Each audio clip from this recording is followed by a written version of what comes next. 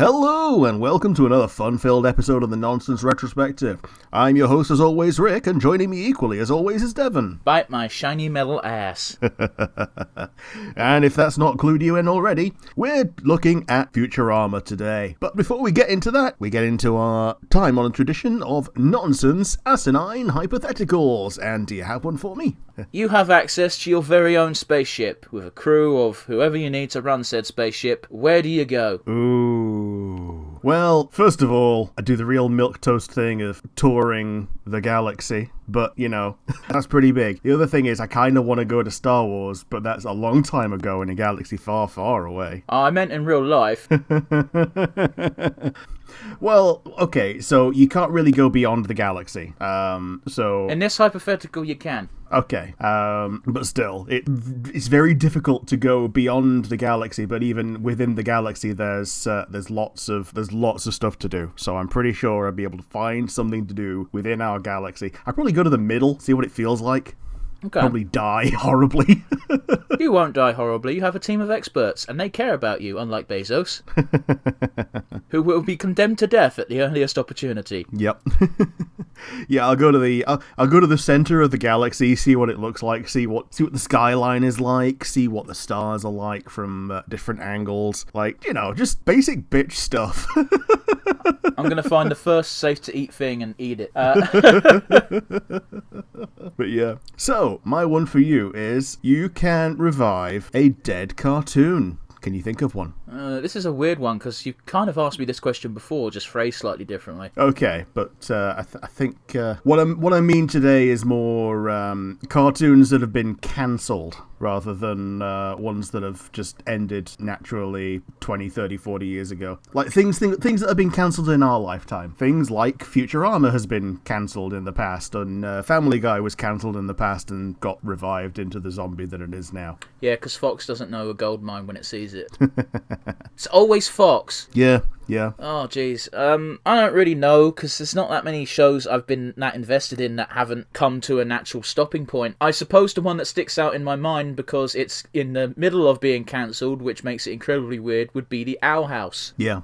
We all know it's cancelled, and their third season isn't going to be a real season. It's going to be the whole Futurama movie type dealio. And I've got to be honest with you, bit of a spoiler, we're both up to date now. I've been up to date for a while, Rick caught up, and I think you'll probably agree with me. Like an additional half a season, which is going to be like 10 episodes and 3 feature-length movies, I assume, doesn't feel like it's going to be enough to adequately wrap up all the plot points they're dealing with. Yeah, they can leave a lot of things intentionally open in terms of, like, this is something that's still out there in the world, something that's gonna be unsolved for generations to come, but what they're really gonna have to deal with is the main antagonist. Yeah, but they've already made it clear as well, the main antagonist isn't operating under his own motives. He's working for the Titan.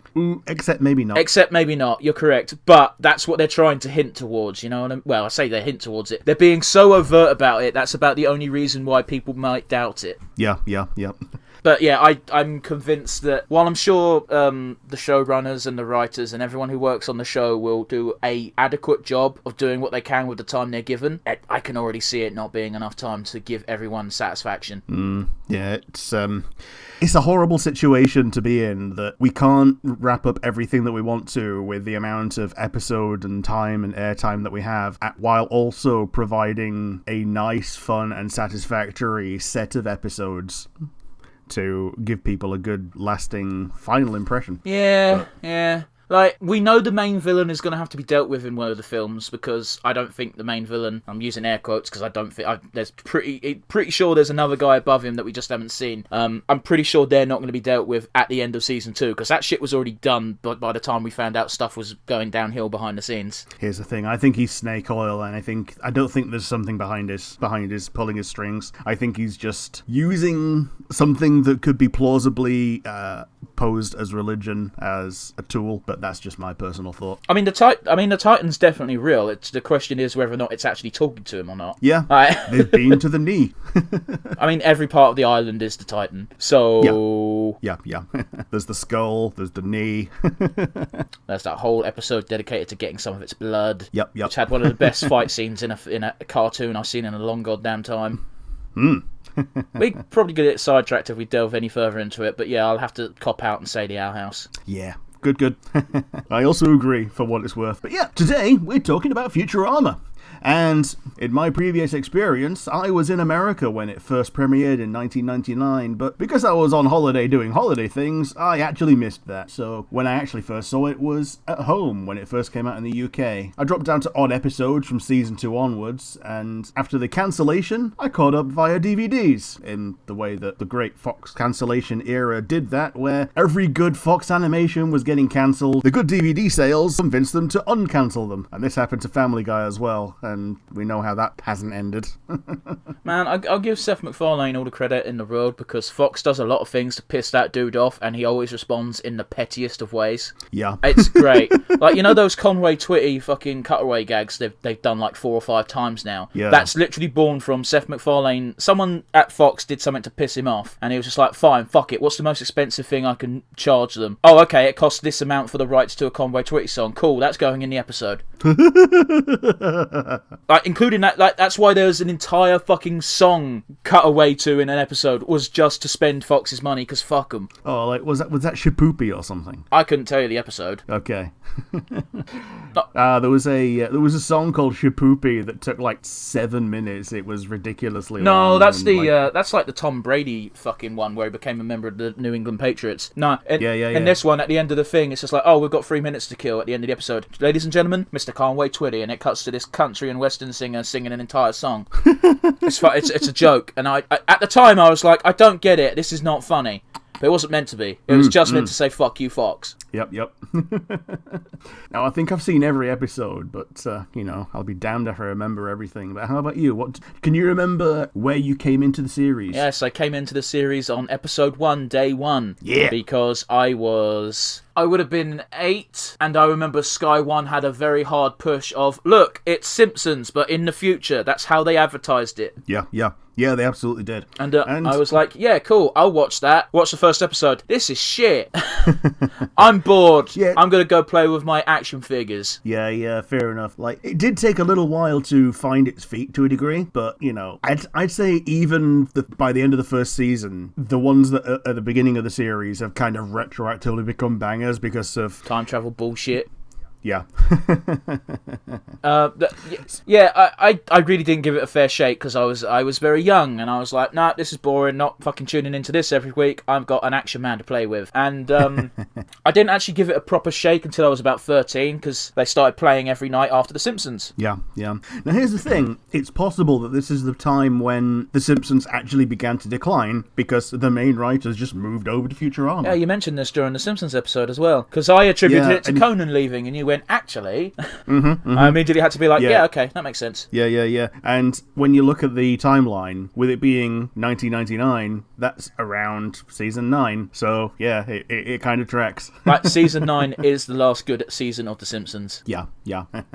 So, the series was cancelled after season 4, with an open-ended last episode, but given an unofficial 5th season in the form of 4 movies that could be rebroadcast as 4-part episodes, and they gave a real ending. The movie series finale is what we on Nonsense Review would like to call getting the Futurama treatment, because of this. And it's happening to the Owl House after season 2, and the season was picked up again by Comedy Central for further seasons, and the finale this time was an actual finale that the creators were ready for. And let's be honest, by the end of the Comedy Central episodes, the creators were ready to draw a line under it as well. You could kind of tell when they were running out of ideas. I'll be real with you, Rick. I watched season 1 to season 4, and there's no episode in those 4 seasons that I would skip. However, after the movies, I've watched less than it is available. Fucking hell, that was a really stupid way of phrasing that. I've watched less than half. There you go. Yeah. Fucking idiot. But yeah, it's a weird one. I've watched a few episodes from after it's been picked up by a different network, and they are hit and miss. Like some of the first ones that they did were punching high to try and get people's attention and say, yeah, we still got the writing chops, and even then they don't really hit with all of them. But still, it's nice to have the characters back, even if the stories aren't great. Yeah. And the last couple of episodes are pretty good. So the actual finale is actually like nice and heartfelt, and they return it to a potential time loop. So canonically, you can watch them in any order now at this point. I get you. I did not. It's really weird because the early time travel bullshit was fun and made sense and was kind of cool. But then they dipped into that world just one too many times. They made a whole film based around time travel, and that's where I feel like it kind of retroactively made things a bit shit. Yeah. I remember the I'm my own grandfather. Yeah, that was funny. That was great. They retroactively made the saddest moment that really gut punched me when I watched it for the first time. Nothing. Yeah, because they undid it. Pretty much. Well, they didn't even undo it. It's just, in that timeline, Fry was still there, so Seymour wasn't waiting for Fry all that time. Fry was still there. It didn't matter. Yeah. Oh, that fucking episode broke me. Because this is how fucking dumb it is. I have dogs. So I don't know if it's because I have dogs or if I would have felt the way even if I never had a dog. But like, oh god, my dogs got so many hugs that day. Well, it's one of those, you have dogs and you have human emotions, and I have neither, so... Oh, look at me, I'm the dark, edgy boy. Well, I definitely don't have dogs. I wasn't referring to that, and you know it. So the series starts in the year 1999, on the eve of the turn of the millennium, and delivery boy Fry delivers a pizza to Icy Wiener in the cryogenic freezing facility, and lamenting the last bit of bad luck of the last millennium of, getting pranked by a person who doesn't even exist. He toasts the next one, and then he falls into one of the pods and emerges 1,000 years later in the world of tomorrow. I forgot about that gag. Oh, jeez, yeah, that's a good one. Yep. It gets used again in the same episode after Leela gets frozen as a retaliation. Yeah, and Lena goes, "Shut up, Frank." Yeah. But yeah, he meets Leela, who's she's basically Purple Tifa. Okay. With one eye. She's introduced as an alien, but later on it turns out she's just a human who's a mutant and is the least mutated human out of all the mutants. Yeah, it's very bizarre that two mutants that are mutated in weird ways made this such a normal human baby. Yeah. Because the mum and dad both have one eye. Yeah, but the mum has tentacles for hands. Yeah, mum has tentacles for hands and dad's mouth's on sideways. It's such a fucking... it's not grotesque, exactly, but it's such a weird visual, watching someone's mouth open sideways when they talk. Yep.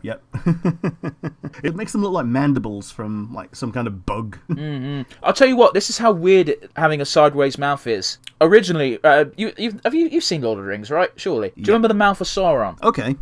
Do you remember the mouth of Sauron? Okay, so I haven't seen that extended version. Okay, well, the original character design had the mouth on sideways, and they were going to digitally make it like that and make it talk, and they went, no, that looks too weird, we can't have that. Okay. Just an aside. Man, if your visual is too weird for the mouth of Sauron, then yeah. So, hijinks ensue after Leela tries to give him his new career of delivery boy. He meets Bender, the marketable mascot of the series, and eventually arrives at his 30 times nephew Farnsworth's business, incidentally named after the inventor of the first fully electronic television, and the three join as the new delivery crew. Oh, it's okay, you can just have the chips from the previous crew. And doesn't the fucking envelope say contents of giant killer honeybee stomachs? Yeah. Now this is... That's a fucking foreshadowing as well. Oh, it's an absolute foreshadowing that Farnsworth is an absolute sociopath. One of my favourite quotes from him is just, "To shreds, you say." Yeah. It just says everything about the other side of that conversation. Well, yeah, because it was the first was oh, the crew, to shreds, you say. And how is her rifle holding up? To shreds, you say. So, while our Simpsons episodes were just eating member berries, Futurama really does have a few more cohesive plots. You can watch any episode and have a good time, but you'll have a better time if you've seen the one where Amy starts dating Kif, or where Cubert is born, before seeing other ones that build on it. Right, I forgot Cubert was a clone. Yep. I think he's born from a sentient mole on his back or something. It wasn't... I don't think it was sentient before he scraped it off and started fucking with it. Yeah, other notable characters include Hermes Conrad, the Jamaican bureaucrat, Dr. Zoidberg, the Decapodian physician, Amy, the intern from Mars, Nibbler the Niblonian, whose shadow appears in the pilot episode in the year 1999 to push Fry into the freezer. Is it actually in the first episode? Yeah, I've never gone back to. never gone back to check. I've always just like. I remember when I saw that episode for the first time, I went, I should go back and check, and then I never could be bothered. Yeah, apparently there's a shadow, but it's not coloured in. How can it be? It's a shadow. Why would it be coloured in? Okay, so sometimes things are in shadows and still have the full design. Okay. Do you know what that tells me? That tells me they were like, we've got to have something cause this, but we're not sure what yet. Maybe so. And Scruffy. Yeah, okay, Scruffy's good. And when in doubt, characters are voiced by Billy West.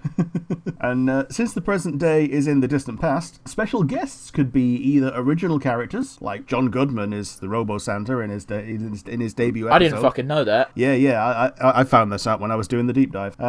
Or the preserved heads of past celebrities, because that's the thing that they just do in that universe. And yet the one they keep going back to is Richard Nixon, and that's not voiced by him, obviously. Yeah, while not actually a celebrity guest, the latter is what get used for President Nixon eventually. Oh fuck. And they have some other random extra characters who I couldn't really segue properly into. The Robot Devil is fantastic. He's always really good to watch. Yeah. You've got Morbo. You've got the Hypnotoad, who has no lines, but all glory to him. And Oh, no, you can't go forward without mentioning Hedonism Bot. Oh yeah, Hedonism Bot, yeah. He shows up in the Beast with a Billion Backs thing as well as one of the last few robots on Earth, as part of the council of robots that Bender took over. Persuades to wage war on the living. Yeah, it's great. Alongside Calculon, who also stops appearing after a while, because I think he dies. He's not the most interesting character. Like, it's weird. Okay, he's got one joke, and it's funny most of the time, but I kind of don't miss it. Yeah. He's a good bit character. He's not a good episode character, Ooh. as they showed in the Comedy Central episodes when they tried to make episodes out of him, and it wasn't good. See, I've not even seen those. Yeah. So, like The Simpsons, they had comics. They were fine. Unfortunately, they were a season ahead of the terrestrial broadcast in the UK, so when I got these comics, I ended up getting spoilers like Leela's parents and the call forward to when nobody respected Zoidberg. Because it's one of those things, when he's introduced as a doctor, you assume people respect him and that he is a bit of a goof, but, people just still trust him no matter what. And then later on, you realise he's just not respected in any way. I mean, you say that, but I swear it's in the first season where he goes, "Okay, I'm here to inspect the robot." The robot. And then he's looking at Fry, and it's like, "Over here, buddy." Really? I thought you were the robot. Which is baffling because he examined Fry in the first episode, but whatever. Yeah, and claimed claimed, young lady, he was an expert on humans. I also did appreciate. It's one of my favourite jokes, which I'm going to say that a lot about Futurama jokes. Funny enough, where he goes, "Okay, open wide," and Fry opens his mouth. Guess again. Oh yeah, the first time it's open your mouth and go. My mother was a saint. Yeah. We get a flashback to Zoidberg's mother at one point. She was not. No, she wasn't. So, rather than our usual MVP and favourite moments segment, we're going to add a couple more questions. So, do you have any favourite quotes? I mentioned it before the episode began, but I've got a weird fondness for, and I quote, "She's built like a steakhouse, but she handles like a bistro," as Zach Brannigan is commandeering the restaurant in space. Which, Yep. I also have a soft spot for it because that episode is the episode with all the Amazonians, and they do things to me. Yeah. I love the back and forth sight gag of them just looking at the pelvis, the shattered pelvis skeletons, and then just going cringe, smile. Yeah. Well, meanwhile, Kif is just horrified, and as he just lets out a final whimper, Zach Brannigan, in all of his empathy, just goes, "What are you, gay?" What are you, gay? So, first of all, maybe we don't know. We know Kif's not gay because he's into Amy. But second of all, it's perfectly natural to fear death more than enjoy sex. Yeah, absolutely. Unless you're a mantis. No, because they don't. They're led by their biological urges. Like it's not a fair comparison. Sure. Also, by the way, female praying mantises only eat the male if they're hungry while doing it. A smart male praying mantis will offer a treat while fucking them. Ah, yeah, fair enough. I know far too much about insect sex. Fair. Don't ask me why. You can ask me why. It's fine. Like, I know you did animal care, but beyond that... Okay, listen, I've actually got to tell this story because it's been on my mind for a long time, and I don't think I've ever actually told it to anyone. There was a family friend, sort of, a couple, as it were. I didn't really like them, but they were friends of my parents, apparently, until they stole money from us. That's a different story. And okay, for Christmas one year, I was like 14, and they were like, "Oh, we have to get your kids presents for some fucking reason." I wouldn't, do you know what I mean? Or whatever. Yeah. So we each got a book. I can't remember what my brother and sister got, but my book was The Big Old Guide to Animal Sex. Well, now, that's a thing that happened. And it was just... I learned a lot about animal penises. Because, you know what? If you give me a book as a child, as a present, I'm going to read said book. So, yeah, I know... I only have 6 books. Wow. So, yeah, I know a lot about insect sexual things, as well as... I've seen a diagram of an elephant's penis. That was weird. Yep. Oh, yeah, when I say I only have 6 books, that's part of a gag hypothetical, not the fact that I only have 6 books. I have more than 6 Star Wars books. I have more than 40 Star Wars I wasn't books. sure where you were going with that sentence, so I just assumed you were being literal for some reason. No, it's a gag of, I only have 6 books, therefore I must read every inch of every one of them. Okay. For what it's worth, if I have a book, I do my best to try and read it. Yeah, it was such a dry read. Yep. Yeah. So yeah, if I know a creepy fact about some form of weird animal sex, that's why. That information's all locked in here. I don't have the key to said information, but key phrases can unlock said information. But yes, Rick, I assume you also have a favourite quote. You came up with the questions. Yeah, my favourite quote is, "Oh, if anyone needs me, I'll be in the Angry Dome." So I don't remember that one. Man, it's a really short little segment, and Farnsworth just goes to the Angry Dome and starts walking around angry while the rest of the crew just depart. I don't even remember the context behind it. I think he's talking to Amy or something, and he just gets mad. Amy is one of the most infuriating characters, mostly because she's rich. Yeah.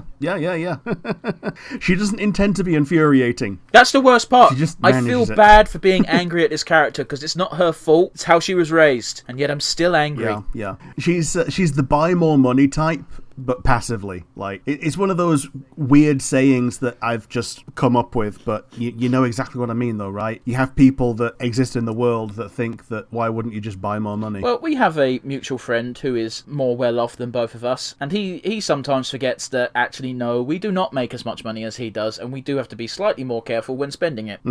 He's not even that much more well off than us. It's just, there's a noticeable gap, just about. Yep. But yeah, before we get bogged down onto that, what's the next question? The next question is, do you have a favourite season? Or, if you want to expand on this, a favourite era? So, maybe season 1 and 2, 3 and 4, the movies, or I'm pretty sure you're not going to pick the Comedy Central era. I mean, it would be wrong of me to pick the Comedy Central era. I've not seen all of the Comedy Central era. I think my favourite season is probably season 4 because all the characters are firmly established, and it seems to be the season where they have the most fun with just pure bullshit sci-fi nonsense. Sure. But yes, I assume you also have an idea of the answer to this question. Yeah, so my one is probably going to be the movies because they thought that was going to be an actual ending, so they did their best to make the actual ending within the confine of the movies, and they got a decent budget for it, so the stories and the production values are all, like, pretty top tier. Like, I don't think there's a single moment, well, there might be a few moments in them, but there's not an episode out of any of those movies that's a dud, in my opinion. I get what you're saying, but I really don't like the time-travelling one. Okay, it enough. It fucks with too many things. I can understand not liking it. I can understand not liking it, but I like that it happened. I'm not going to complain that it happened. I'm just saying, like, could have done without it. Fair enough. But yes, what is the next one on the list? The next one is, do you have a favourite single episode? I mean, should be pretty obvious. Do you want to take a stab? Is it the same as mine? I don't know. What's yours? So mine is the finale of season 4. The Devil's Hands Are Idle Playthings. Was that the finale? Yeah. Really? The one with the weird instrument? It's the one where... Yeah, the holophoner, where he trades his hands for the devil's hands, and the end is the will they won't they being resolved by them walking off into the sunset with their holding hands and all that. I don't remember that happening at the end of that episode. I thought the end of that episode was him complaining that he didn't, he could never play this as well as he wanted to, and then Leela just goes, "Oh, cheer up, Fry," and then she leaves, and then he plays just a little bit on his own, and he manages to make a rather primitive form of Leela's face, and I thought that's where it ended. I think she stays in the room while he does that, and she goes, "I want to see how it ends," and yeah, that's how he makes it, and it's like this cartoony Fry and Leela walking off into the distance with holding hands. Maybe I'm the one misremembering, but yeah, I also didn't think that was the very last episode of season 4, so... But yeah, as far as I'm aware, that's the final episode that they made before it was cancelled. Okay. But the other stab in the dark that I was going to take is that it was the Robot Santa episode. I really do like there's a lot of episodes to choose from, and that's top, but no, my favourite episode is, because I'm pretty sure it awakened something in me, the Amazonian episode. Yeah, it was a good one. It was funny, and... The spirit is willing, but the flesh is spongy and bruised. Man. I like how at the end of the episode they're in cast as well. Fry's just like, "We had Snoo Snoo," and Zap's like, "Yeah, we did," and they high five, and I think that's the first moment of bro douchiness those two characters have ever had together. Man, I love Snoo Snoo. It's one of the most... It's an easy thing to just imagine being a nice, cute euphemism. Well, there's a fun little comic which makes me laugh to no end of Wonder Woman looking confused, and she just says, "Why do you want me to say Snoo Snoo?" And then it cuts to Power Girl just laughing her ass off. At least I think it's Power Girl anyway. It might be someone else, but yeah. But yes, what else have we got? Yeah. Do you have a favourite side character? Oh, that's tricky. That's very tricky, because it's a toss-up between Zoidberg or Scruffy. It depends on if you think Zoidberg is too main, you know? Too main, yeah. Like, it's one of those where he appears in so many of the episodes that he's, like, on the same level as Farnsworth and Hermes. Okay, so if you want to disqualify Zoidberg, then I'll go for Scruffy, because whenever he shows up, it's just funny. He's one of those Scruffy cares about these companies. Exactly, it's one of those one-dimension characters where he has one gag, but it's done well, and it's not overplayed, at least in the 4 seasons I cared about. Dude, I don't even think he even shows up in the first season. I couldn't tell you. But yeah, he his normal gag is that he's on break. Yeah. He's usually looking at nudie mags. Yeah, and using his tongue to wet his finger to turn the page on his nudie mag. And he appreciates the penmanship or something. It's so gross. Scruffy reads the article. But yeah, I already... I mean, like, that's a very famous gag from so many forms of media of I read it for the articles. But I feel like people forget that actually Playboy did do good, I wouldn't say good journalism, but interesting articles that had nothing to do with the titties. Yeah. Like long-ass editorials that, you know... Well, like we're doing right now. It's just, you know, they weren't reviewing Futurama. Yeah. Like, again, though, it is easy to poke fun out of, like, some dude going, like, "I'm not looking at the tits, they've got good articles." But, yeah, I already know who your favourite side character is, but I'm going to ask anyway, Rick. Zap Brannigan. So he's got so many good moments, and a lot of episodes are driven by his very presence. Like, he's essentially an unwitting MVP in a lot of episodes, not because he does the right thing, but because he drives the plot in an interesting and fun way. He makes things go wrong in an interesting fashion. Well, I was motivated to watch an entire anime based on the description by some fan as, basically, imagine if Zap Brannigan had his own show. Yep. What was that? Space It was. I watched the entire first season, and then the second season started with a real bummer of an episode, so I kind of didn't finish it. It involved a dog dying again. I can't handle it. Man, that sucks. It does. It really does. But overall, do you recommend... Oh, it's fucking hilarious. I watched it subbed. I don't know if the humour carries over with the English translation or English dub. If it even has one, I don't know. Fair enough. Yeah, I don't even know. I can look after this, but it's so dumb. So, do you have a favourite voice actor? You asked me this with Simpsons, and I just don't pay attention to voice actors in this type of show. Fair enough.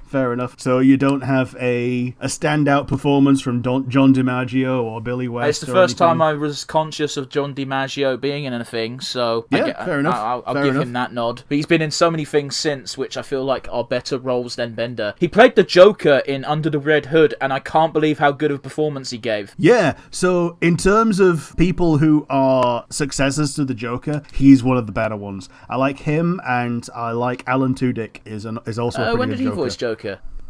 in the Harley Quinn show. Oh, well, okay, fair enough. I've not watched a lot of that, but yeah, okay, fair dues. Yeah, the opening line of the Harley Quinn show is an absolute banger. It's my fellow whites, I stand here in front of you, in front of this giant pile of money which we have created through our favorite pastime, fucking the poor. And that's pretty much sets the scene for the entire Harley Quinn show. It's fantastic. I mean, I've consumed Harley Quinn, the show, in a weird way, in that I've watched a lot of compilations on YouTube. One of my favourite Joker things is the fact that he just fucks with Bane for no reason. Oh, yeah. And Bane could crush Joker without thinking, but because they're on the same side, Bane's got a weird hang-up about it, so he doesn't. Yep. And Bane is just Deckard Cain in that universe. It's so funny. He does the Deckard Cain voice all the time. I like when he's trying to teach his nephew about financial responsibility and not to quickly anger, then stubs his toe on a chair and goes, "Curse you, chair! I'll blow you up!" But yes, I assume you asked the question because you have a favourite voice actor. Well, yeah, I'm going to go with Billy West because, well, when in doubt, Billy West did it. Do you want to... He does so many voices, yeah. The main ones he does are Fry and Farnsworth, but he does Zach Brannigan as well, which was meant to be Phil Hartman, but unfortunately he passed away just before the series started. So Billy West essentially impersonates a Phil Hartman voice for Zach Brannigan, and you can kind of hear it. I suppose, it sounds very Troy McClure. Yeah, so if there was a third corner to Troy McClure and Lionel Hutz, it would be Zach Brannigan. Fair. Because the current third corner is Lyle Langley, which is just more like a midpoint between the two. Yeah, I don't know who that is. He's the monorail guy. Oh, he's only in one episode, so it's hard to fucking, Yeah, so they made Lyle Langley just for that one episode because they thought it would suck to throw away one or the other character on something that everyone's gonna hate forever. So yeah, they made one that was split down the middle. Yeah. But yeah, that's pretty much it for our questions. So join us again for another episode of the Nonsense Retrospective. If you'd like to get in contact with us, you have our email address. If you're on YouTube, you've got the YouTube comments section, but if you're listening to us on one of the audio podcasts, you have the email, which is nonsensereviewuk@gmail.com. Once again, that is nonsensereviewuk@gmail.com. So yeah, thank you very much for joining us. If you've made it this far, as always, you are our favourite people, and it's going to be goodbye from me. Oh, fuck. Oh, I can't think of a line. Bye, jerkwads.